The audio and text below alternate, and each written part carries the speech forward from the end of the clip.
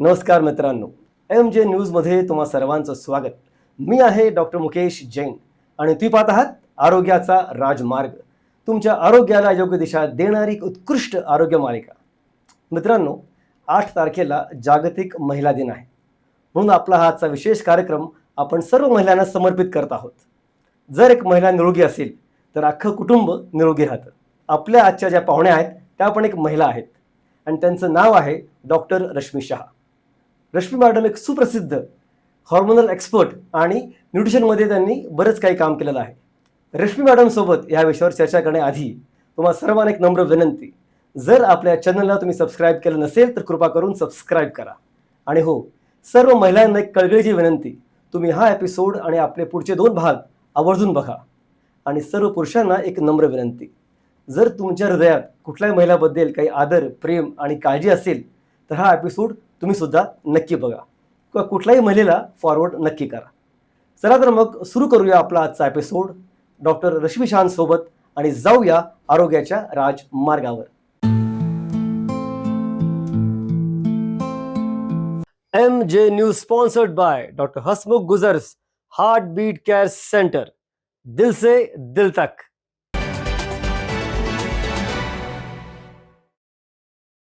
ऋषी madam, तुमचं खूप खूप स्वागत आपल्या आरोग्याच्या राजमार्गावर. थँक्यू.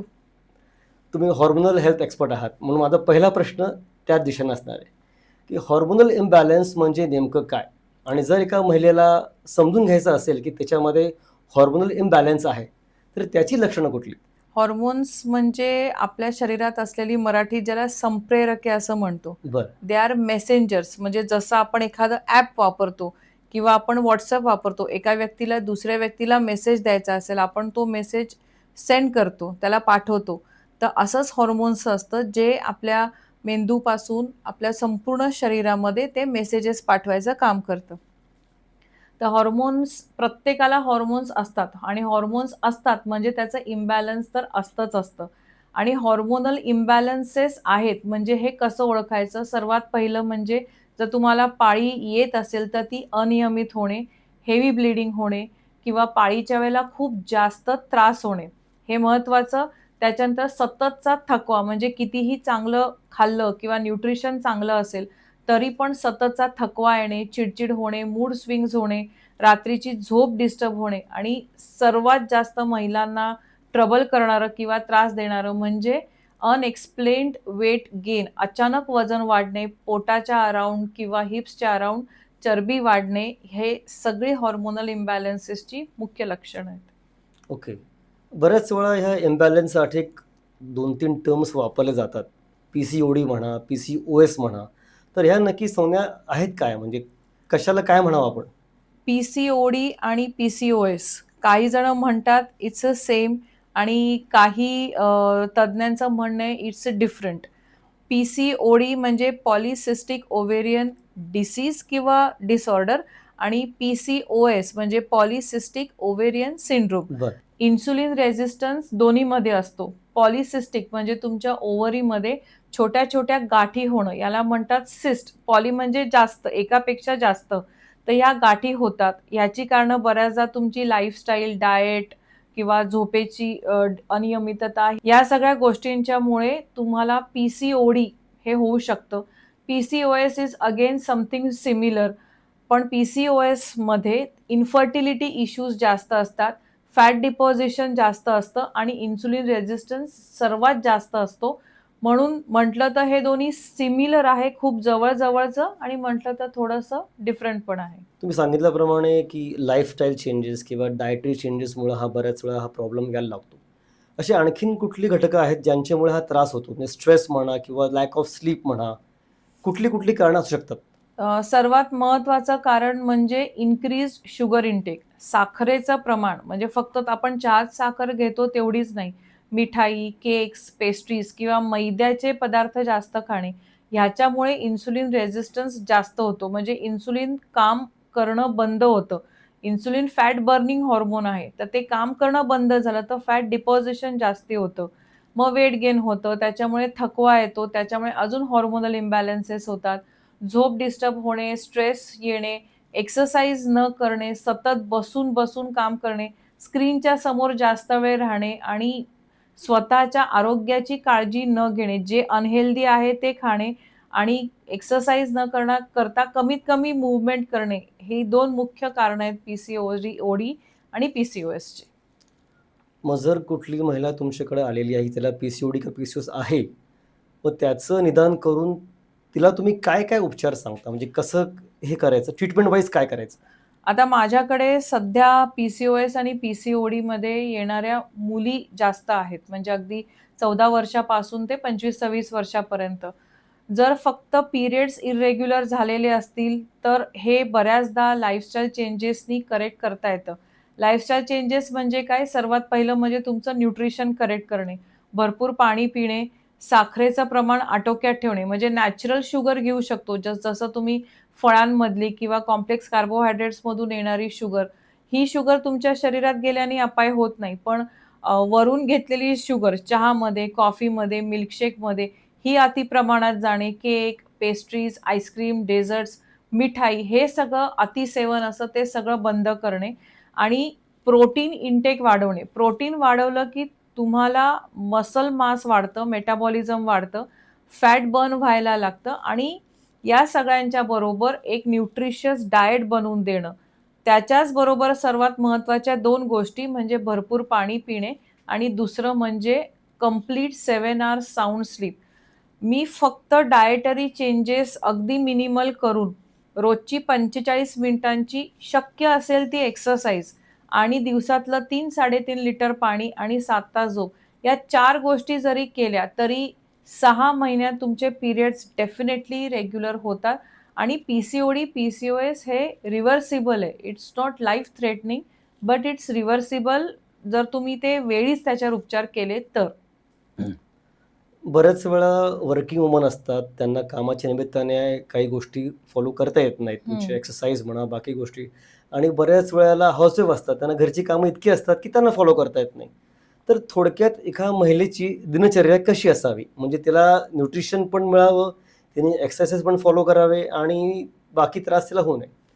आपण आता 2 गोष्टी तुम्ही मला वेगळ्या-वेगळ्या विचारल्या. एक तर वर्किंग वुमन हो. आणि एक होममेकर. तर आधी आपण वर्किंग वुमनबद्दल बोलूया. वर्किंग वुमनचं कसं असतं, सकाळी ऑफिसला जाणे, संध्याकाळी येणे, घरातली कामं करणे. आता ह्याच्यामध्ये एक्सरसाइजला वेळ न मिळणे हे खूप नॅचरल आहे. म्हणजे ऑब्व्हियसली त्यांना तेवढा वेळ मिळत नाही. तर त्यावेळेला तुम्ही काय करू शकता, तुम्ही जेव्हा ऑफिसमध्ये जाता, whenever you are on a call आणि तुम्हाला स्क्रीनसमोर बसायची गरज नसेल, तर you can walk around and you take the call. जास्तीत जास्त स्टेप्स चालणे. दर 20 मिनिटांनी, 25 मिनिटांनी आपल्या जागेवरून उठणे, आजूबाजूला थोडंसं चालणे, ह्याच्यामुळे पाय तर मोकळे होतातच, पण तुमच्या हिप्स आणि बेलीच्या अराउंड जे शिथिलता आलेली असते, तिथं ॲक्टिव्हेशन व्हायला लागतं आणि हॉर्मोन्स रेग्युलर व्हायला लागतात. या महिलांमध्ये सर्वात जास्त डिहायड्रेशनचं प्रमाण असतं, कारण काम करताना लक्षात राहत नाही, की मला पाणी प्यायचंय. कटाक्षाने पाणी पिणे, प्लेन वॉटर प्यायला आवडत नसेल, तर त्याच्यात कधी जिरे, कधी बडीशेप, एखादं फ्रूट, पुदिना, बेसिल असं काय ते टाकून फ्लेवर्ड वॉटर करून पण पिऊ शकता. Any one meal should be no carbohydrates किंवा लो ग्लायसेमिक इंडेक्स कार्बोहायड्रेट्स म्हणजे कुठल्याही प्रकारचं ग्रेन न घेता असं एखादं meal, may be lunch, may be breakfast और कुठलं किंवा मग डिनर. त्याच्यामध्ये काय होतं, की कार्ब्स कमी केले, की प्रोटीन वाढवायचे, हेल्दी फॅट्स वाढवायचे आणि फायबर वाढवायचं. त्याच्याने पोट जास्त वेळ भरलेलं राहतं. पोटाच्या अराउंड फॅट डिपॉझिशन कमी होतं आणि पोट कमी व्हायला मदत होते. पोट कमी व्हायला मदत झाली, की इन्सुलिन रेझिस्टन्स पण सुधारतो. तर वर्किंग वुमननी शक्यतो प्रत्येक मीलमध्ये प्रोटीन घ्यायला पाहिजे. खरं तर प्रोटीन सगळ्यांना पाहिजे, पण वर्किंग वुमन असाल तर छोटे-छोटे मील्स घ्यावेत आणि जेवढ्या वेळेला शक्य असेल तेव्हा चालत राहावं. स्मार्टवॉच आजकाल प्रत्येकाकडे आहे, मोबाईल आहे, ॲप्स आहेत. जस्ट ट्रॅक की तुम्ही दिवसभरातून 8,000 ते 10,000 स्टेप्स डेफिनेटली चालताय किंवा तुमचं ऑफिस जर 6व्या मजल्यावर असेल, तर 3ऱ्या मजल्यापर्यंत चढून जा आणि नंतर मग हवं तर लिफ्ट वापरा. याच्याने एंड्युरन्स वाढेल, स्टॅमिना वाढेल आणि सतत दम लागणे, थकवा येणे, कंटाळा येणे ह्या सगळ्या गोष्टी कमी होतील. तर वर्किंग वुमन सुद्धा कुठलीही स्पेसिफिक एक्सरसाइज न करता वजन कमी करू शकतात. Now let's come to homemaker. Homemaker आहात याचा अर्थ तुम्ही दिवसभर बसून राहता असं जे सगळ्यांना वाटतं तसं डेफिनेटली नाहीये. तुम्ही तुमच्यासाठी तुम्ही काय खाता? म्हणजे मी मागे एक व्हिडिओ केला होता, की प्रत्येक फिट पुरुषामागे एक अनफिट स्त्री असते. तर आपल्या संपूर्ण कुटुंबाला फिट ठेवण्याच्या नादात ती स्वतः अनफिट होत जाते. मग साखरेचं प्रमाण कटाक्षाने कमी करणे, प्रत्येक मीलमध्ये प्रोटीन घेणे, सलाड, स्प्राउट्स आणि अंडी म्हणजे हे जे प्रोटीनचे सोर्सेस आहेत ते वाढवणे आणि चपाती, भात, भाकरी हे कमी करणे, बंद करणे नाही, कमी करणे आणि व्यायाम करणे. 30 मिनिट किंवा 40 मिनिट तुम्हाला जो आवडत असेल तो व्यायाम करावा. तुम्ही डान्स वर्कआउट आवडत असेल तुम्ही ते करा, स्विमिंग करा, वॉक करा, जिम आवडत असेल जिम करा. ह्या सगळ्यामुळे पण तुमचं वजन नक्की कमी होईल. पण त्याच्यासाठी इथे कॉन्शियसनेस असायला हवा. इथून सगळं माइंडलेस झालं की वजन कमी नाही होत. जेव्हा तुम्ही न्यूट्रिशनचं बोलता महिलांचं, तर अशी कुठली रेसिपी आहे का जेणेकरून ह्या महिलांना हा पी-सी-ओ-एस किंवा पी-सी-ओ-डी किंवा हॉर्मोनल इम्बॅलन्सचा त्रास होणार नाही? तर माझ्याकडे येणाऱ्या पी-सी-ओ-डी किंवा पी-सी-ओ-एस घेऊन येणाऱ्या महिलांसाठी मी एक रामबाण उपाय किंवा माझा खूप फेव्हरेट अच्छा. हर्बल टी आहे. तर रात्री झोपताना 1 कप पाण्यामध्ये हाल्फ टीस्पून अश्वगंधा पावडर किंवा अश्वगंधाची मुळी असेल, तर ती रात्री भिजवून ठेवायची. सकाळी उठल्यानंतर हे पाणी उकळायचं. बरं. त्याच्यामध्ये परत 2 पिंच ऑफ सिनॅमन पावडर म्हणजे दालचिनी पावडर टाकायची. उकळून गाळून घ्यायचं आणि मग त्याच्यामध्ये हाफ लिंबाचा रस टाकायचा आणि हा टी रोज सकाळी प्यायचा. याच्याने काय होणार आहे, तुमचं इंटरनल इन्फ्लमेशन कमी होईल. जे हार्मोन इम्बॅलन्स झालेले आहेत, ते बॅलन्स व्हायला मदत होईल. Ashwagandha helps you to relax your stress आणि it helps you to feel good from inside.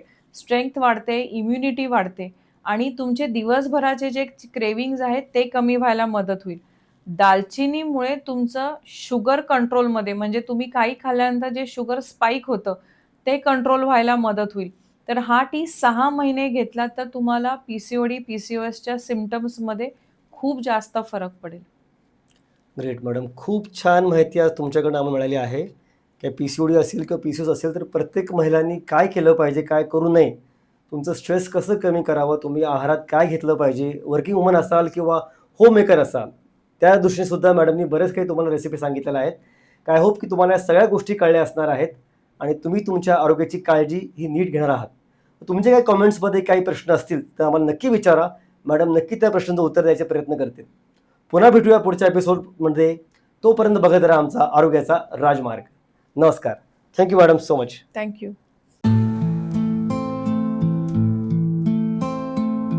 MJ news sponsored by doctor Hasmukh Gujar's heart beat care centre. दिल से दिल तक.